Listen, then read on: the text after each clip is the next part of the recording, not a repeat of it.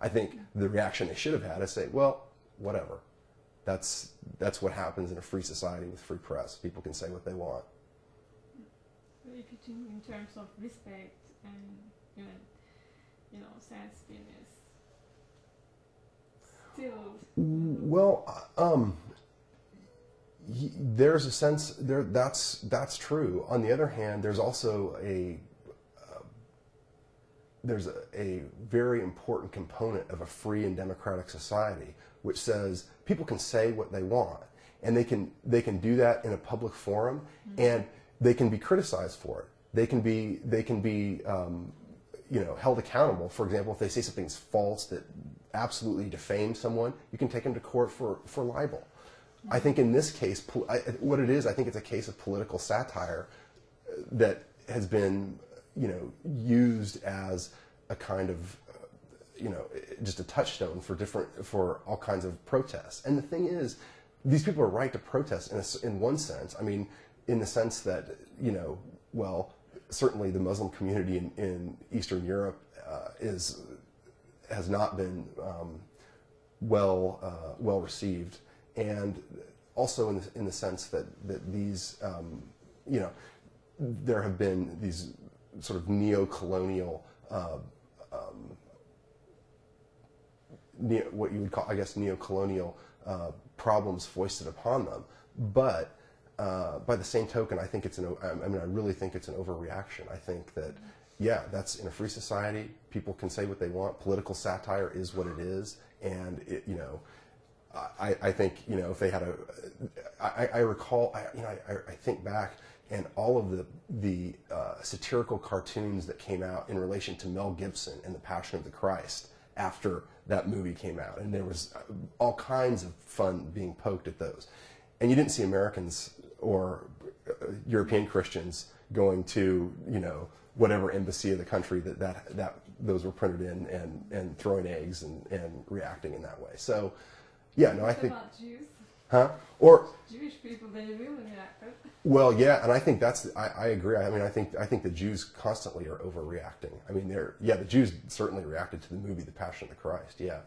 But I think that's it. I think people take their religion way too seriously, and that's one of the reasons that dialogue is often cut off, is because I have the absolute truth. This is my view of the sacred, and that's a private thing. That should be a personal thing and not a public thing. That's how I view it. Yeah. Great. Questions about the trip or anything you experienced with IID people? Well, I'll tell you, my experience with the IID people was magnificent.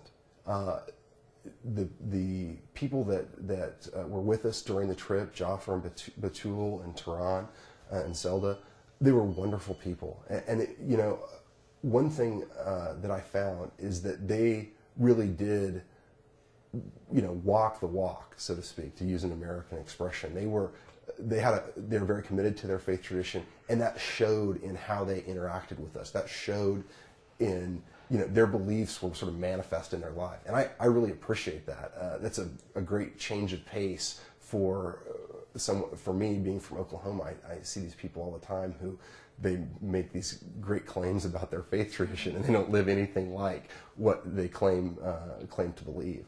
So I was impressed by the sincerity. I was impressed by the generosity. I was impressed by the honesty of those people that I was surrounded with and interacted with in the course of the trip. So,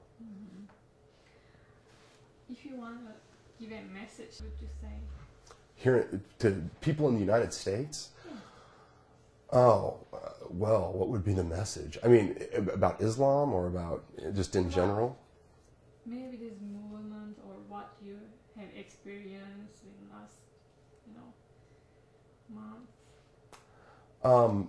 Well, I mean, I guess I wouldn't have anything really substantive to say about the movement in general. I mean, I have a lot of things I'd like to say to Americans. I'd like to shake them and tell them to wake up and realize that our basic way of life consumes 25% of the world's resources with 5% of the population, and that cannot continue. And the fact that it has continued for so long is really the source of, that's the reason for much of the problems that we face with the Islamic world in the Middle East and in other places. I mean, you know, it's funny.